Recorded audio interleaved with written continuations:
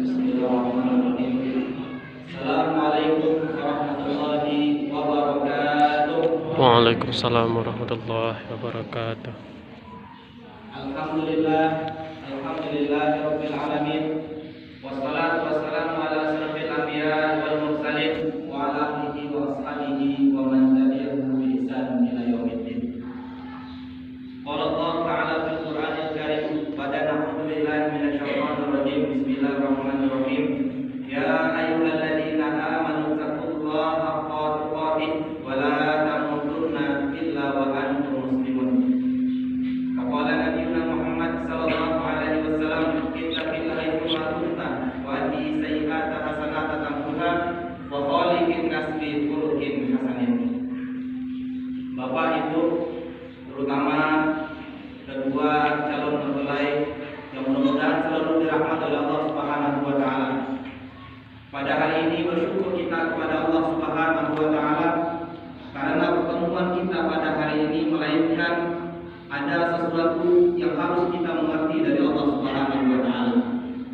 Jikalau sering para khatib dan para ustaz menyampaikan, jikalau ada salah satu dari saudara kita yang meninggal lalu kita mengantarkannya ke liang kubur, maka di sana kita mengingat suatu hari nanti bisa kita pasti akan kembali ke sana dan kita pasti akan menutup mata dan badan kita akan menunjukkan di alam sana, dan itulah yang membuat kita lunak. Akan tetapi Bapak Ibu dirahmati oleh Allah Subhanahu wa taala, pada kesempatan kali ini dan insyaallah taala pada hari ini kita yang berada di masjid ini semuanya sudah lebih dahulu melakukan dan menjalani rumah tangga daripada kedua calon mempelai kita ini.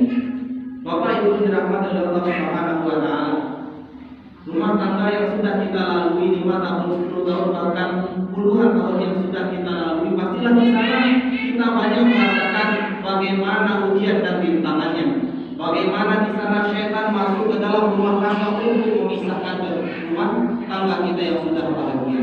Dan insyaallah taala, jikalau kita duduk pada hari ini, jikalau kita merenungi sudah berapa tahun kita menikah, sudah berapa tahun kita akan menikah, yang mana pasti jantung kita berdebar-debar, cinta mulai gempar, maka di sana kita ingat kembali 10 tahun kita menikah, kita ingat 10 tahun yang lalu yang mana kita akan nikah.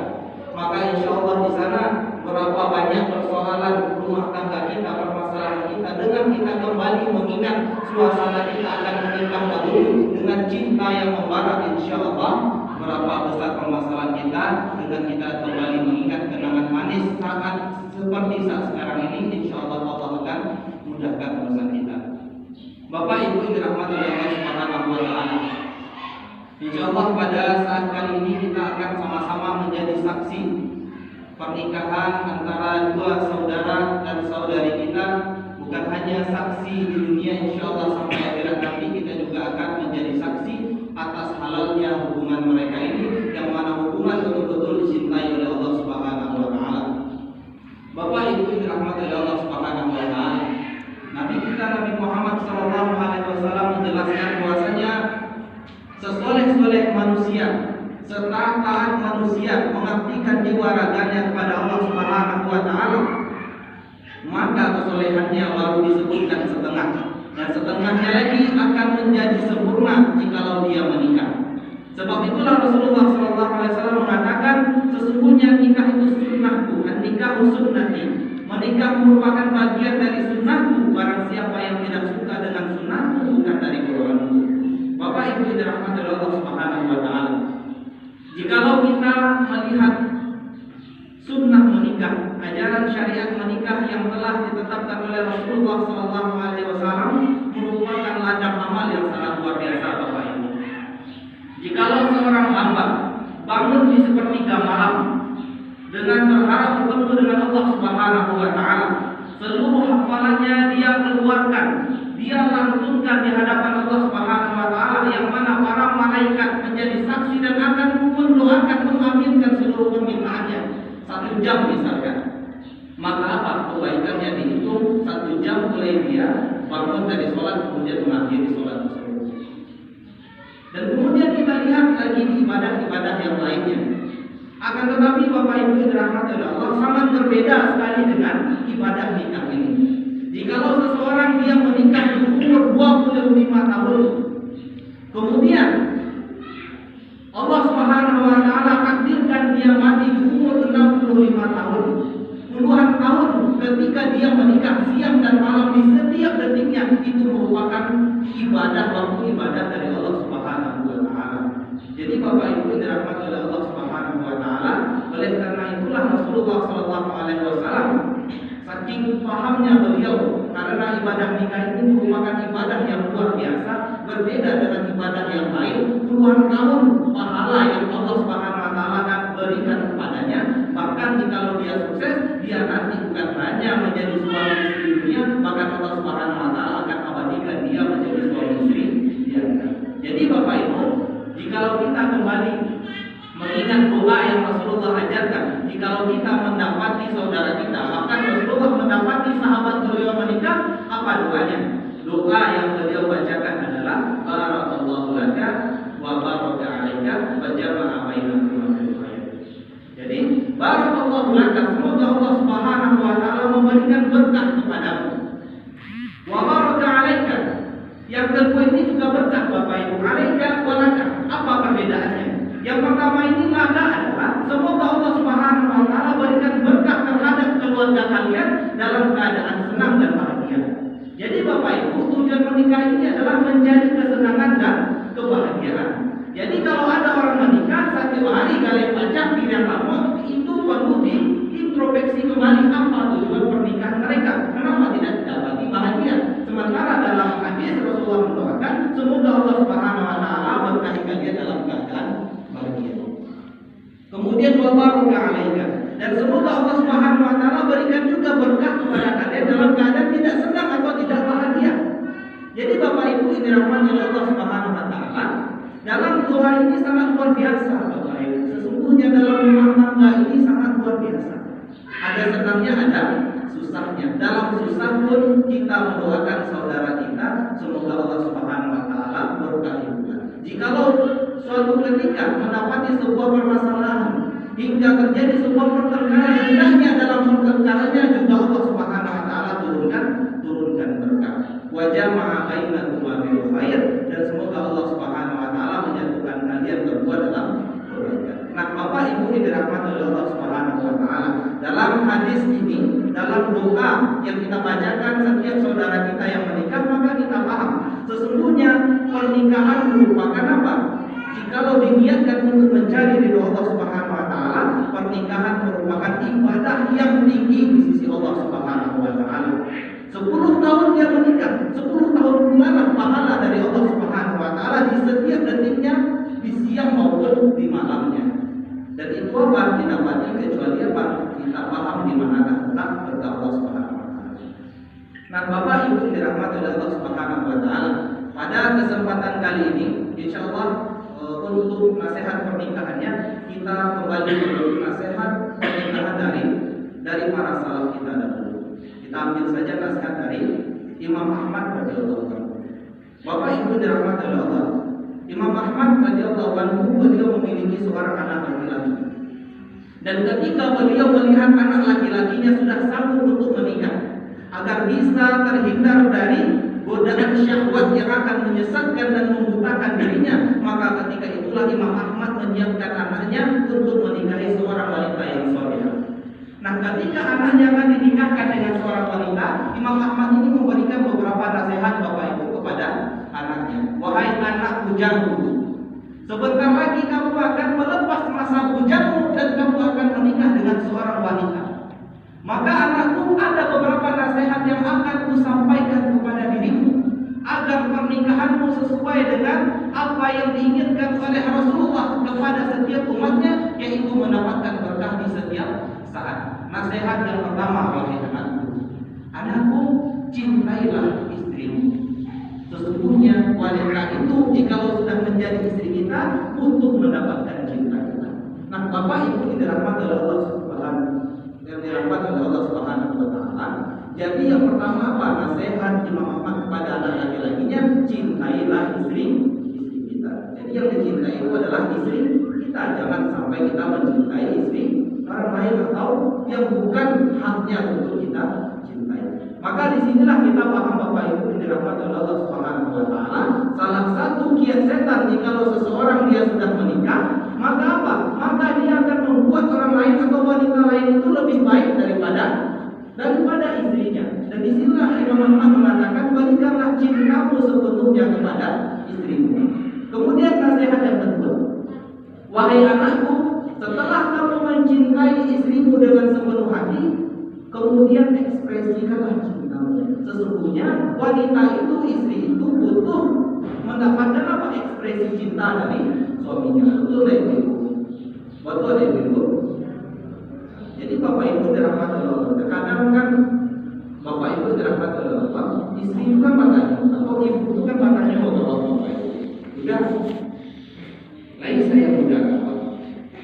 Ada orang tanya mana itu? Bukan. Lain saya muda apa? Biasanya kalau laki-laki pun menjawab Bapak Ibu. Saya paham dulu. Bakar raju mulai dari pagi sampai sore. Kalau sopir pagi keluar pulang sore. Kalau ke sawah pagi ke sawah pulang sanjung. Bahkan berhari-hari tidak pulang bakar raju dan siang malam tak cinta boleh. Karena cuma itu aku. Nah, Bapak Ibu dirahmati oleh Allah Subhanahu wa Ta'ala. Kata Imam Ahmad, ini merupakan sebuah kesalahan dari seorang suami. Jadi kata Imam Ahmad, wahai anakku, cintailah istrimu dan ekspresikanlah cintamu kepada istrimu. Jadi Bapak Ibu dirahmati oleh Allah, sebagai seorang laki-laki, sebagai seorang suami, kita memang harus sering-sering mengekspresikan cinta kita kepada istri kita. Memang betul kita bekerja mulai dari pagi sampai malam untuk menghidupi istri, memperjuangkan istri, itu belum cukup apa? Mewakili apa? Ekspresi cinta kita kepada istri kita. Para ulama mengatakan sering-seringlah mengucapkan cinta kepada istri. Sebab Bapak Ibu yang dirahmati oleh Allah Subhanahu wa Ta'ala, baginda Nabi Muhammad SAW sendiri, bagaimana rumah tangga beliau itu bisa akunnya luar biasa, jarang sekali terjadi permasalahan. Kenapa? Beliau sendiri itu sangat pandai mengekspresikan cinta Bapak Ibu dirahmati Allah. Salah satunya apa?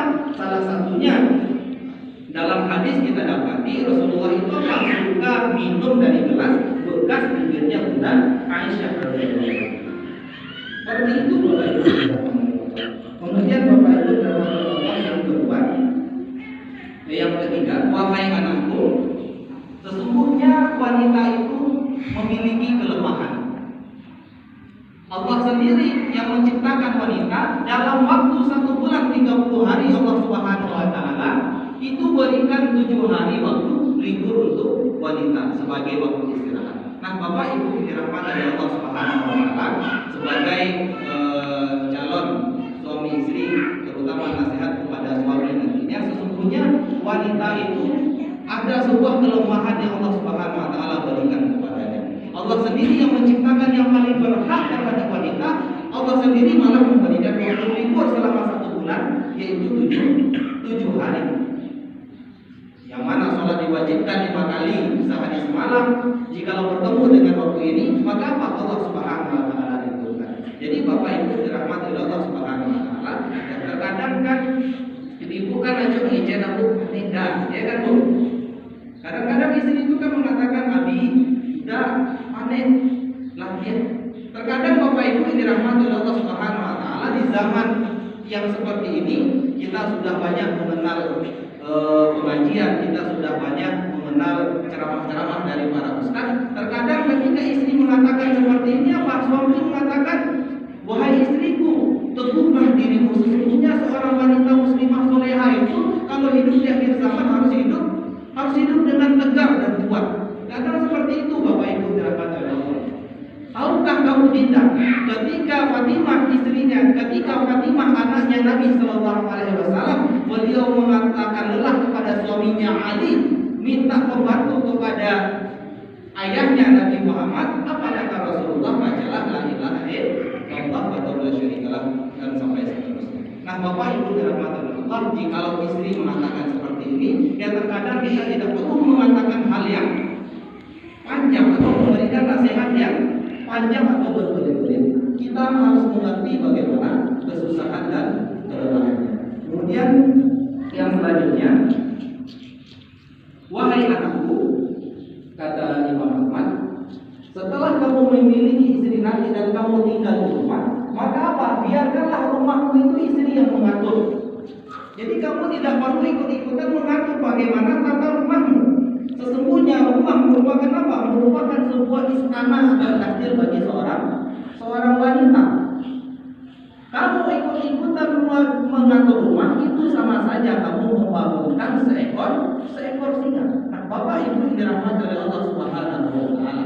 Jadi hak mengatur rumah itu merupakan hak sepenuhnya dimiliki oleh istri. Kenapa Bapak Ibu? Karena dalam Al-Quran sendiri, dalam penjelasan Allah Subhanahu wa taala sendiri, wanita itu memang tinggalnya di rumah bapak Nabi buyutihinna. Menetaplah kalian di rumah.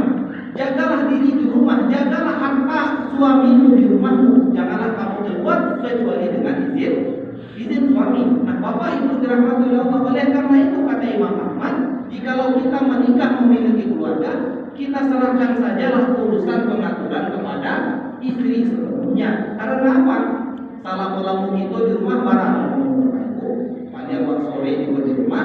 Kemudian apa? Pagi hari kita meninggalkan rumah. Siapa yang di rumah? Yang di rumah adalah istri kita. Makanya Bapak Ibu dirahmati oleh Allah, terkadang kita melihat ada orang jadi orang sangar Bapak Ibu, maco gitu, yang maco pada Bapak Ibu, gagah laki-laki.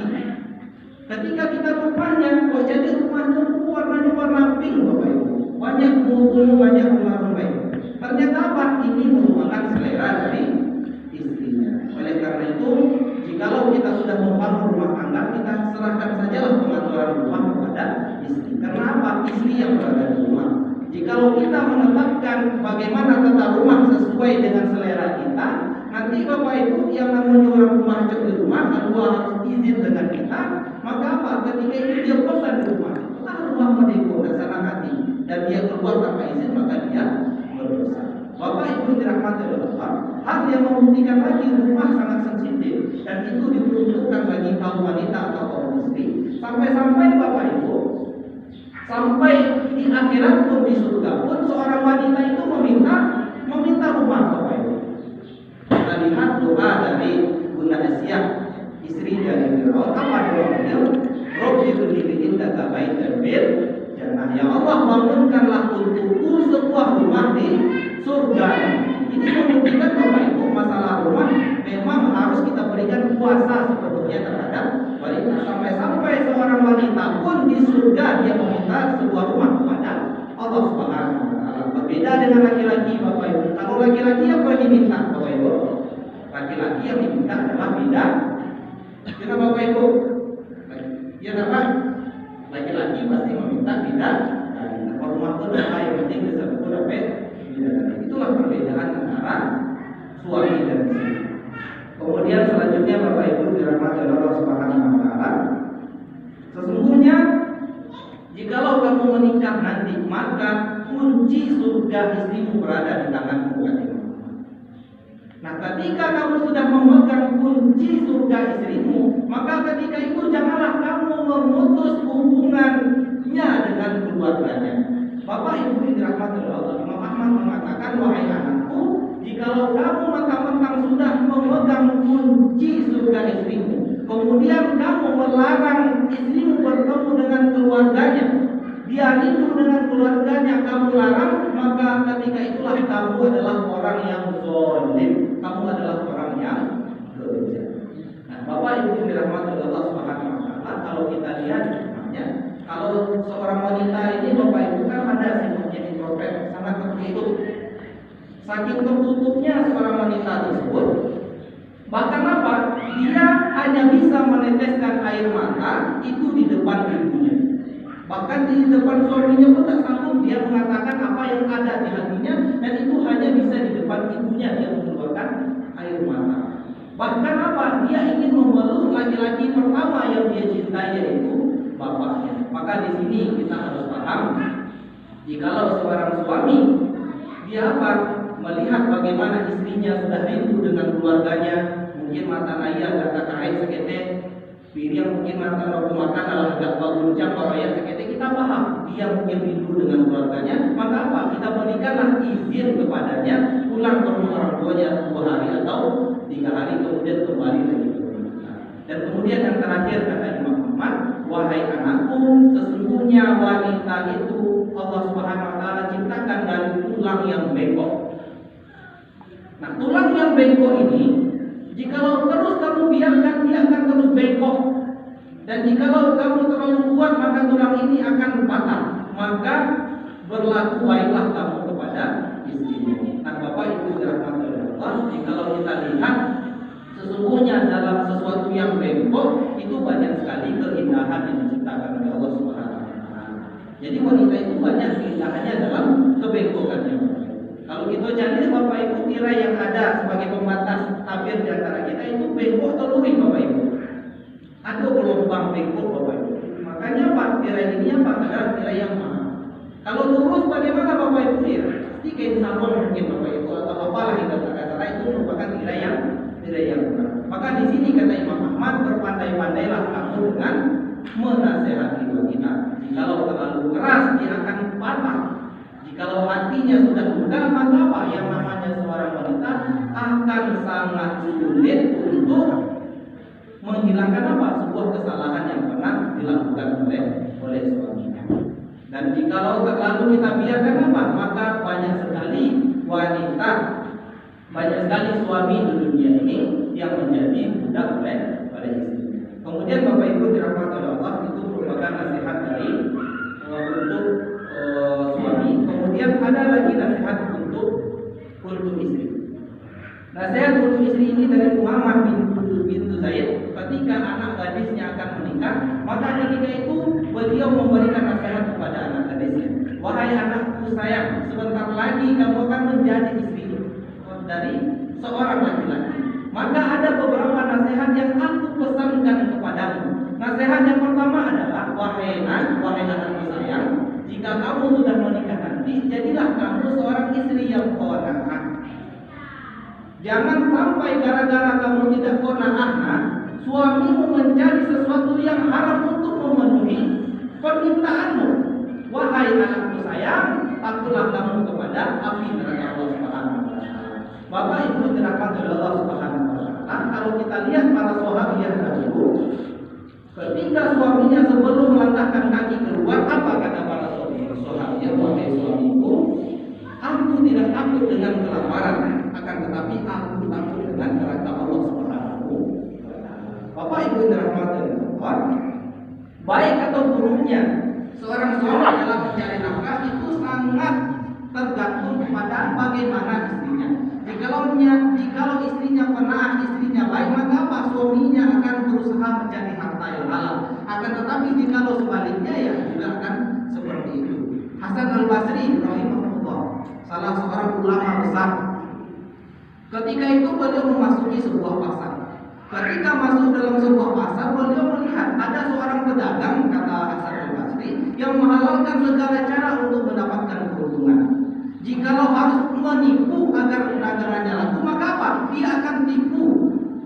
Jikalau dia harus curang agar dia mendapatkan untung yang besar, maka dia akan curang, melakukan segala macam bentuk hal agar apa? Mendapatkan keuntungan yang besar. Kemudian setelah beberapa tahun berlalu, ketika itu Imam Hasan Al-Basri kembali bertemu dengan pedagang tadi. Dan kemudian beliau melihat pedagang yang berapa tahun yang lalu menghalalkan segala cara untuk mendapatkan untung, kemudian menjadi seorang pedagang yang sangat luar biasa, menjadi pedagang yang sangat hati-hati, menjadi pedagang yang sangat jujur. Maka melihat hal yang sangat luar biasa itu, Imam Hasan Al-Basri mendatangi pedagang. Wahai pedagang, berapa tahun yang lalu kamu menyaksikan kamu adalah pedagang yang tidak pernah memikirkan halal dan haram, tidak pernah memikirkan bagaimana aturan Allah Subhanahu wa taala dalam berdagang. Akan tetapi pada hari ini bersaksikan engkau adalah pedagang yang sangat soleh dan pedagang yang sangat hati-hati. Ketika itu Bapak Ibu, ini pedagang ini mengatakan, wahai Imam, dahulu aku memiliki istri yang selalu menuntut macam-macam, memiliki istri yang tidak pernah puas dengan apa yang kuberikan kepadanya. Setelah itu Allah Subhanahu wa taala wafatkan, matikan istriku, dan kemudian Allah ganti dengan istri yang salehah, yang qanaah. Maka setiap kali aku keluar rumah untuk berdagang, setiap itu pulalah istriku mengingatkan, wahai suamiku, takutlah kamu dengan neraka Allah Subhanahu wa taala. Nah, ini yang pertama. Kemudian yang kedua, wahai anakku, taatlah kamu kepada suami. Bapak Ibu dirahmati Allah Subhanahu wa taala, seorang istri maka apa? Dia wajib taat kepada suaminya. Dan ini merupakan salah satu nasihat yang sangat luar biasa dari ibunda yang salehah.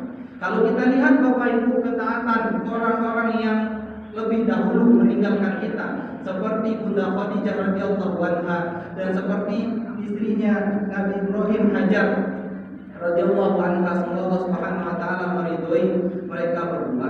Kalau kita lihat Bapak Ibu, Hajar istri dari Nabi Ibrahim alaihissalam. Ketika itu apa? Allah Subhanahu wa taala perintahkan Nabi Ibrahim membawa istrinya ke padang pasir yang tandus. Hanya dibekali air beberapa liter saja. Ketika itu Allah perintahkan, tinggalkan istrimu di sana. Bapak Ibu dirahmati Allah, sebagai seorang istri yang bersabar dan taat kepada suaminya karena meyakini ini merupakan perintah dari Allah, apa pertanyaan dari Hajar? Wahai suamiku, apakah ini perintah dari Allah? Ketika itu apa? Nabi Ibrahim mengatakan, iya, ini perintah dari Allah.